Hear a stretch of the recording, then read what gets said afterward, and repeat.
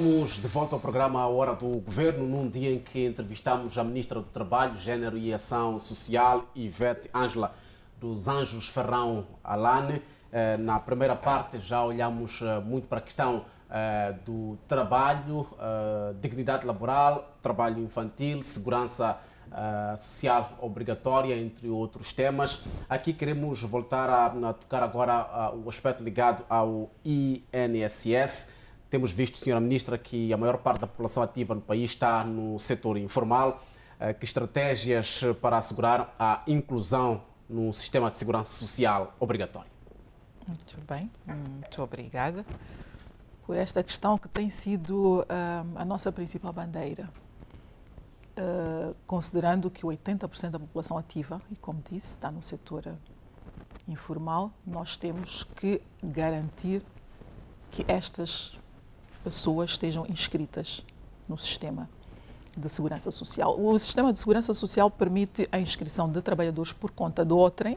Estamos a falar dos trabalhadores que estão filiados às empresas, tem o empregador, mas também permite a inscrição de trabalhadores por conta própria, que é aqui onde entram o pessoal, os trabalhadores que estão no setor informal. E assegurou-se mesmo a inclusão dos trabalhadores por conta própria, consciente de que nós temos 80% da nossa população ativa no setor informal. E é preciso assegurarmos, é preciso segurar estas pessoas. E por que é importante segurar? E aqui já trazemos novamente a questão da junção do setor do trabalho e do setor da ação social. Portanto, o sistema não contributivo e o sistema contributivo.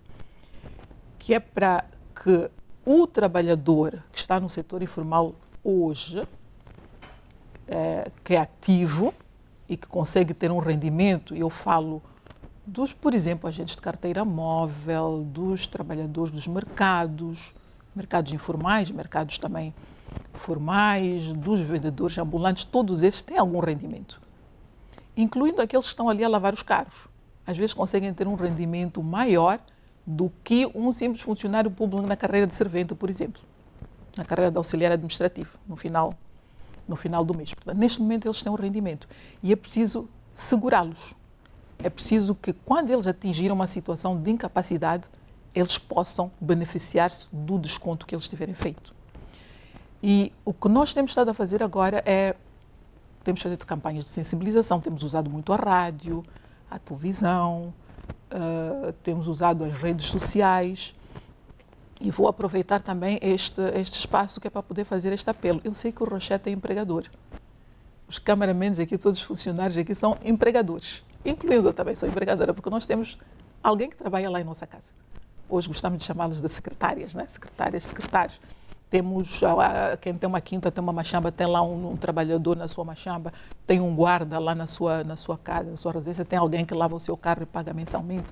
Então, nós temos estado a sensibilizar a todos estes que também são empregadores para mobilizarem e inscreverem estas pessoas, estes trabalhadores, que eu considero trabalhadores porque eles têm um rendimento, apesar de não ter um emprego formal, não trabalharem por conta de outrem, trabalham por conta própria, que eles têm que se inscrever no sistema de segurança social.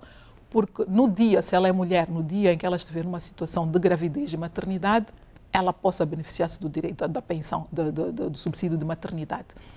No dia em que, por alguma infelicidade, ela ou ele perde a vida e deixou filhos menores, estes podem se beneficiar de uma pensão de sobrevivência. No dia em que ele tem um acidente de trabalho ou um acidente qualquer na estrada e fica numa situação de incapacidade, ele possa ter uma pensão.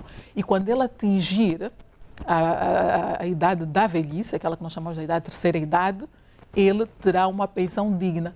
Logo, estas pessoas que estarão seguradas hoje, que estão na idade ativa, não irão daqui a 10, 15, 20, 30 anos cair num sistema não contributivo, que é o sistema que é o subsistema de segurança social básica. Portanto, estamos a falar dos programas de proteção social que têm aquele subsídio muito pequeno e mínimo.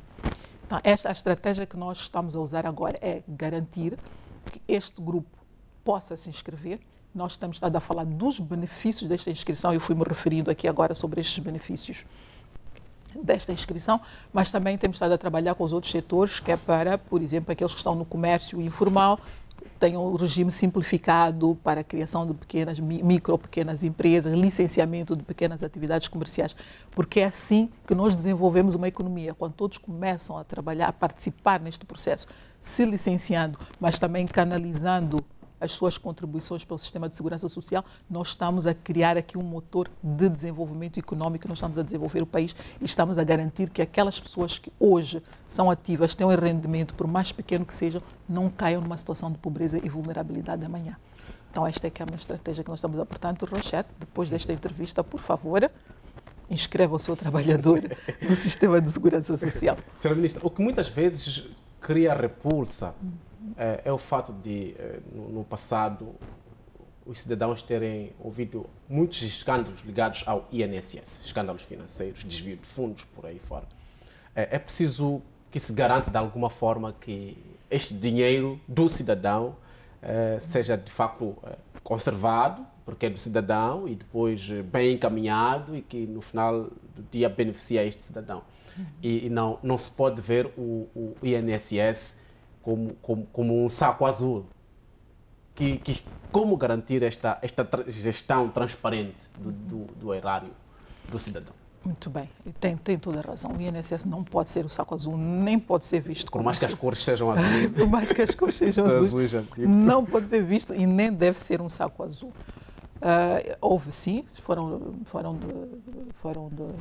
divulgados, surgiram aqui alguns escândalos, não vou dizer pequenos, não pode, nenhum escândalo de desvio financeiro pode ser considerado pequeno, por mais que seja um único metical, é a contribuição do cidadão e este cidadão vai precisar deste valor no futuro. Mas quando ele surge é porque há algum órgão de controle interno que detectou e verificou. E eu lembro-me que o último escândalo, o problema foi visto internamente, no processo das auditorias internas. Exato. Portanto, nós temos as auditorias internas, que é mesmo para detectar estes processos, mas também evoluímos muito na informatização do sistema.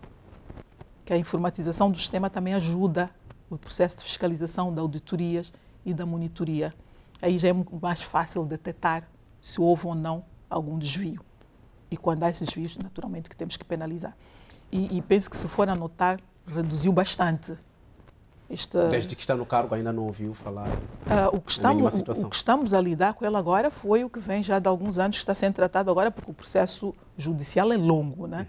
Quando ele surgiu, agora as pessoas pensaram que fosse agora, mas é um assunto que já vem vindo. Bom, vamos torcer para que não haja os escândalos e, se eles surgirem, que sejam devidamente penalizados.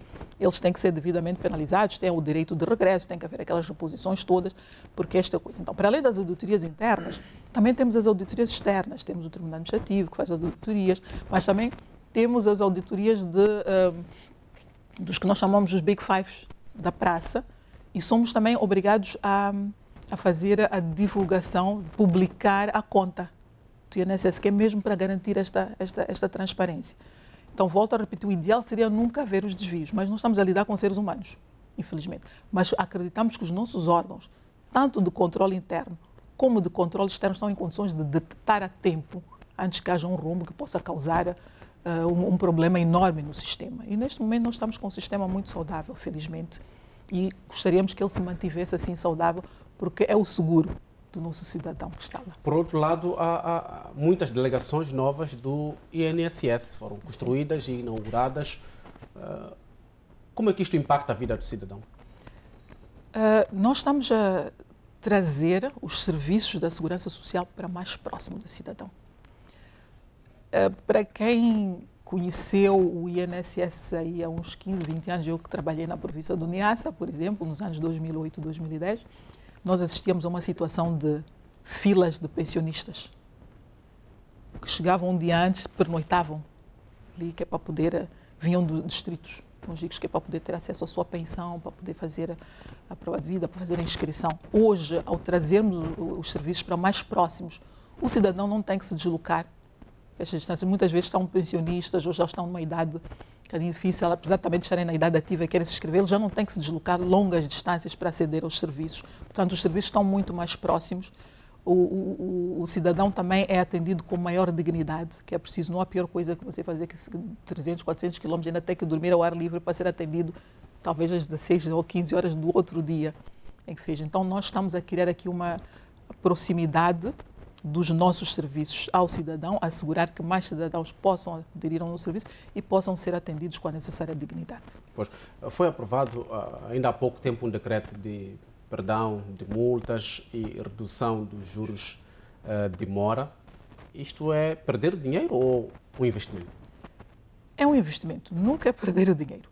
É um investimento porque nós tivemos os choques que tivemos, muitas empresas ficaram afetadas e tiveram dificuldades de canalizar.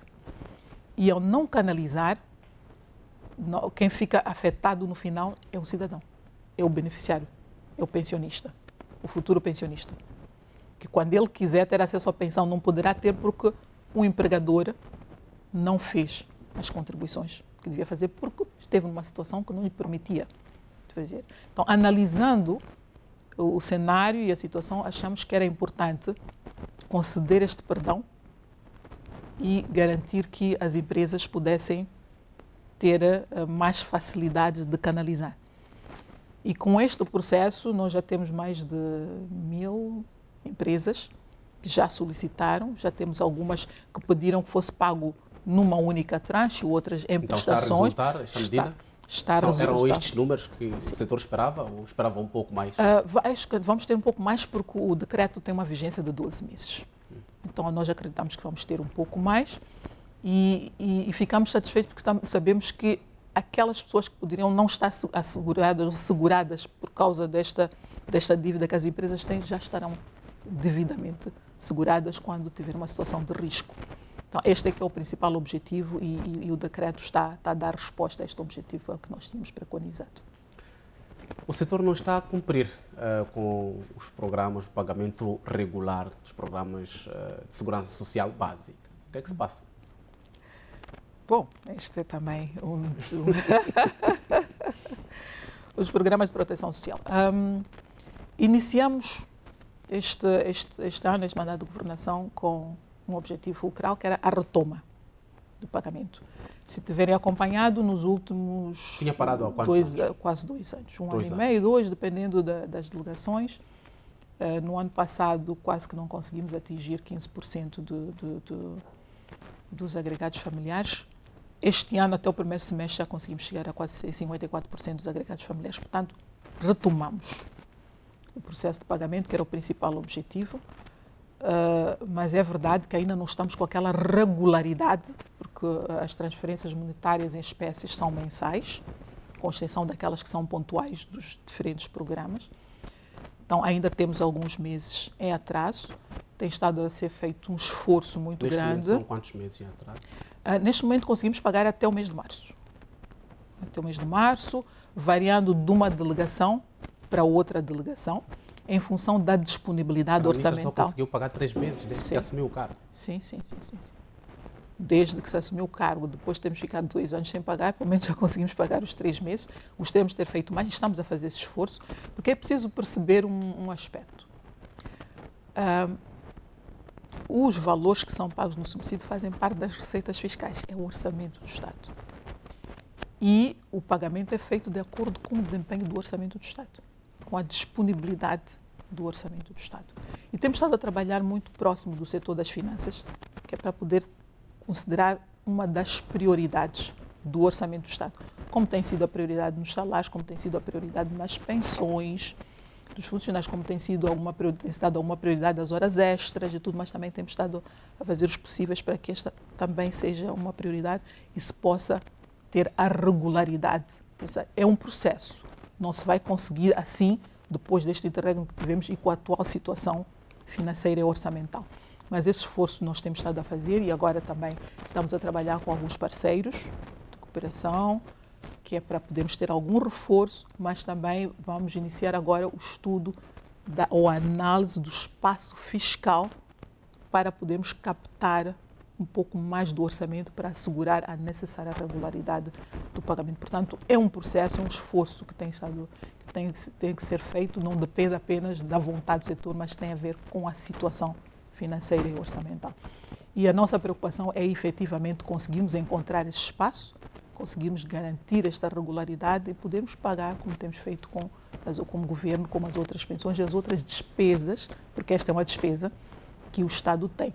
Daí volto àquela necessidade que eu dizia que nós temos, de garantir que este 80% da população hoje não possa criar o fardo do orçamento do Estado para dar-lhes a pensão, dar-lhes alguma dignidade, por não tendo eles contribuído ativamente para o sistema. Não sei se me faço perceber. Então, este é que é o desafio. Portanto, que nós temos. Na interação com as finanças, o maior entrave é a indisponibilidade financeira. É a disponibilidade financeira, que nem sempre ela está lá no momento em que deve estar, mas o esforço tem estado lá e temos estado a trabalhar em conjunto e é um esforço diário. É um esforço diário. Já nos damos por satisfeitos por termos conseguido fazer a retoma. Ainda não estamos satisfeitos por não termos atingido a regularidade e o pagamento em tempo, atempado. Temos também estado a fazer um exercício muito grande para introduzir a digitalização dos pagamentos, portanto, pagamentos via carteiras móveis, que é mesmo também para reduzir os custos administrativos, que é uma crítica que nós temos recebido muito, né? Saem daqui 3, 4, 5 pessoas para ir a uma localidade para poder fazer o pagamento a um grupo de beneficiários, que isto também tem os seus custos, os seus gastos. Então, nós estamos a introduzir também, de forma gradual, os pagamentos digitais. Introduzimos para alguns programas específicos, o PASP, que é o Programa Ação Social Produtiva, que tem beneficiários com maior capacidade de lidarem com tecnologias digitais, né? Porque é preciso alguma literacia digital. Para o Programa Subsídio Social Básico, que é onde tem a maior parte dos nossos beneficiários, os idosos, só introduzimos para a componente do subsídio à criança, ainda não para o subsídio dirigido aos idosos, por causa da questão da literacia digital, mas também do acesso às redes de telefonia móvel, das carteiras móveis, do agente da carteira móvel. Porque nós estamos a falar, nós temos beneficiários nos locais mais recônditos que se calhar algumas pessoas nunca ouviram falar deles. E nesses sítios não tem acesso à telefonia móvel. Nós, como setor, é que temos que comprar o telemóvel para o beneficiário. Então, tem todo este processo. Então, estamos a fazer isso de forma muito gradual. Então, começamos com a componente do subsídio para a criança e a componente do PASP, não é? Programação Social Produtiva. Vamos aprimorando. O ideal é que, daqui a algum tempo, nós consigamos cobrir quase todos os programas com os pagamentos digitais. Eu penso que isso também poderá flexibilizar ainda mais os pagamentos. Há, por exemplo, regiões já me perguntar por que alguns sítios ainda não conseguimos pagar. Em Cabo Delgado, por exemplo, nós estamos com alguma dificuldade de pagar em alguns distritos, pelas razões óbvias, né? É difícil chegar, as populações estão deslocadas. Então, temos todos esses constrangimentos também que nos fazem não conseguir chegar, às vezes, a tempo, que nos fazem não conseguirmos pagar em tempo regular, quando falamos da questão financeira, que está muito aquém da nossa vontade. Então, todo este trabalho nós temos estado a fazer, que é para permitir que nos possamos orgulhar em breve e dizer, olha, retomamos, já estamos a pagar com a necessária regularidade, o subsídio está a chegar a quem precisa. Portanto, o subsídio pago nos primeiros 3 meses deste ano é o pagamento de uma dívida dos outros 2 anos, ou não há situações de dívidas? Logicamente que nós não conseguimos pagar nos últimos 2 anos. Vai acumulando.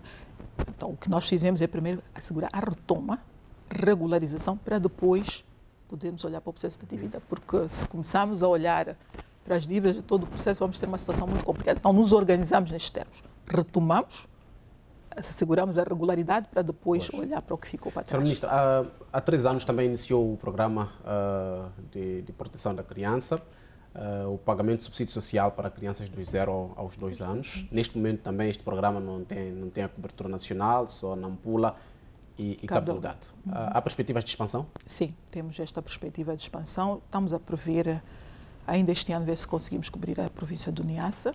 Esta é uma experiência nova. É preciso lembrar aqui que nós estamos num país em que temos níveis de desnutrição crónica muito altos. Estamos a falar de cerca de 43% de desnutrição crónica de crianças dos 0 aos 5 anos. É preciso prevenirmos esta desnutrição crónica e ela se previne nos primeiros 1000 dias de vida e que inclui dos 0 aos 2 anos de vida. E estamos a trabalhar com os cuidadores dessa criança, seja mãe, encarregada de educação ou cuidador, dependendo dos casos, e é este o cuidador que recebe o subsídio, que ele é direcionado para a aquisição de alimentos, substitutos do leite materno, quando é necessário, para que esta criança possa estar devidamente nutrida. Ela passa O cuidador passa por determinadas capacitações, informações sobre como cuidar da criança, como é que pode alimentar a criança. E esperamos também que, depois dos 2 anos, estes cuidadores são ensinados, são capacitados sobre gestão também de finanças, de gestão de projetos, para que elas depois possam se envolver em projetos de geração de renda e possam estar em condições de continuar a cuidar daquelas crianças. Portanto, é uma componente que introduzimos e, em função das lições que nós vamos tirando destas, vamos expandindo o programa. Pois, Sra. Ministra, ainda na componente da criança, e esta é uma pergunta solicitada mesmo pelos pais encarregados, o Ministério consegue fiscalizar os nossos centros infantis devidamente para compreender a que condições são sujeitas as crianças? Sim, nós temos a nossa auditoria, temos uma direção de controle e auditoria interna ao nível central, mas também ao nível dos serviços provinciais de assuntos sociais também tem um departamento. Este é o responsável por fazer esta fiscalização. Não são assim muitos centros que não possam ser fiscalizados. Eles costumam ser fiscalizados e temos detectado, sim, algumas irregularidades, temos chamado a atenção. Se for necessário mandarmos encerrar, encerramos. Acho que ainda não tivemos assim, pelo menos nestes 6 meses, ainda não tivemos um caso destes. Muito recentemente recebi, por exemplo, relatórios de 2 ou 3 centros infantis, dos quais recebemos algumas reclamações dos pais. Ao recebermos as reclamações dos pais, mandamos imediatamente para lá a nossa auditoria, que foi lá e constatou efetivamente algumas irregularidades. Demos as recomendações necessárias para corrigir, porque muitas delas são possíveis de corrigir. Para corrigir as irregularidades, depois deste período voltamos lá para ver se elas foram corrigidas. Se não são corrigidas, mantém-se a penalização, é uma e única, mandar encerrar o centro infantil. Então, sim, nós temos estado a fiscalizar, tem um plano de fiscalização, naturalmente podemos não conseguir fiscalizar todas no mesmo ano, há sempre um plano e depois fazemos esta monitoria, mas também em função das denúncias, vamos lá correr a semelhança do que fazemos com a Inspeção Geral do Trabalho. No país ainda assistimos a situações graves de violência, sobretudo contra a mulher e a rapariga. O que é que o setor tem estado a fazer para controlar esta situação? Bom, temos que lamentar, de facto, que ainda que surjam situações de violência. Como eu me havia referido anteriormente, a nossa sociedade está a tornar-se um bocadinho violenta. E quando a sociedade começa a tornar-se mais violenta, quem sofre são os mais vulneráveis. E normalmente os mais vulneráveis são as crianças e as mulheres. E temos estado com muita preocupação a assistir ao aumento de casos de violência, temos estado a realizar várias campanhas, temos estado a sensibilizar as pessoas para não a violência. E essa violência não acontece só para com as mulheres, também temos casos de violência contra os homens, mas naturalmente contra as mulheres é o maior número. Para além da sensibilização que tem que ser feita à sociedade para a mudança de atitudes e comportamentos, também temos o trabalho já que vem quando a violência já acontece, que é o atendimento destas vítimas de violência. Nós temos no nosso plano a expansão dos centros de atendimento integrado às vítimas de violência baseada no género. Neste momento temos 30 centros integrados em todo o país, prevemos construir ao longo deste próximo ano mais 10 centros de atendimento integrado, que é para assegurar que aquela vítima de violência, ela entre por um único serviço e não tem que passar por várias instituições, em vários lugares. Ela chega lá e encontra todos os serviços, a polícia, a saúde, a ação social, o IPAS, todos concentrados, ela é atendida e, se possível, onde é necessário, ela possa ter um abrigo temporário, porque às vezes ela não pode voltar para aquela situação de violência enquanto se faz o estudo de caso e se percebe qual é o melhor encaminhamento que nós temos que dar àquele caso. Portanto, temos estado a trabalhar na componente preventiva, mas também já na componente de mitigação quando fatos como este ocorrem. Mas tudo o que nós podemos fazer é mesmo sensibilizar as pessoas. E esta sensibilização tem que começar de pequeninos, nas escolas, já nos centros infantis, nós já começamos a trazer esta componente de não violência, porque temos estado a assistir nas escolas secundárias, né? Situações de violência entre jovens e adolescentes. Então, se acontece ali, imagina quando eles forem um adulto, o que é que irá acontecer. Então, esta sensibilização, esta moralização da sociedade é extremamente essencial. Senhora Ministra, resta-nos agradecer a sua presença aqui nos estúdios da TVM no programa A Hora do Governo. Queremos também estender este agradecimento aos nossos telespectadores que têm estado a acompanhar esta nova edição, portanto, esta nova temporada do programa A Hora do Governo, que é mesmo para olhar os desafios de cada um dos setores, mas também a visão estratégica e o projeto neste novo presente ciclo de governação. Ivete Ângela dos Anjos Ferrão Alane foi nossa convidada de hoje, Ministra do Trabalho, Gênero e Ação Social. Até uma próxima oportunidade. Fique bem.